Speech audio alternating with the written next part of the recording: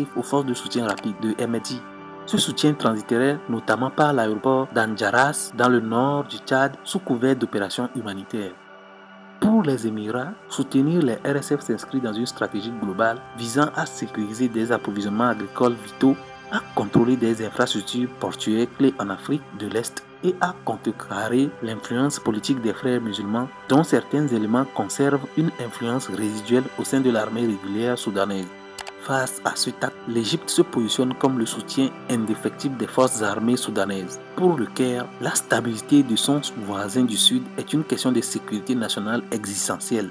Le Soudan est la profondeur stratégique de l'Égypte, particulièrement dans le cadre du dossier ultra sensible du barrage de la Renaissance en Éthiopie. L'Égypte ne peut tolérer l'émergence d'une milice paramilitaire s'emparant d'un État avec lequel elle partage le contrôle du bassin du Nil. De son côté, l'Arabie Saoudite, qui coparraine les pourparlers de paix de Jeddah avec les États-Unis, tente de jouer les médiateurs. Riyad perçoit les fondements du Soudan comme une menace directe pour sa vision 2030, qui nécessite une mer Rouge sécurisée et propice au développement touristique et économique. La symétrie de ces intérêts étrangers garantit qu'aucun des deux belligérants ne manque de ressources pour poursuivre les combats, verrouillant le pays dans une impasse meurtrière.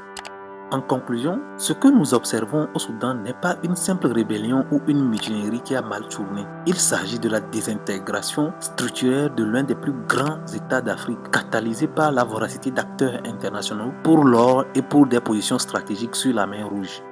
Le risque principal aujourd'hui n'est plus seulement la prise de pouvoir par l'un ou l'autre des généraux, mais la balkanisation pure et simple du Soudan. Une fragmentation du pays en fief contrôlée par des seigneurs de guerre exporterait le chaos vers l'ensemble des pays limitrophes. Tchad, Libye, République centrafricaine, Soudan du Sud, Éthiopie et Érythrée. Un effondrement total de l'État soudanais créerait un vide sécuritaire de la mer Rouge au Sahel. Un scénario dont les conséquences migratoires, économiques et terroristes se feraient ressentir bien au-delà du continent africain. C'était l'analyse ASF. Face à la complexité de cette crise, pensez-vous que la communauté internationale a les moyens d'imposer un embargo effectif sur les armes au Soudan? Ou le pays est-il condamné à une guerre d'usure? Nous vous invitons à partager vos analyses géopolitiques dans les commentaires ci-dessous.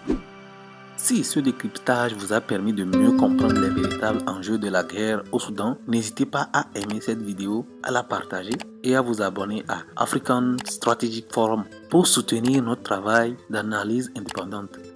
À très bientôt pour un nouveau dossier stratégique.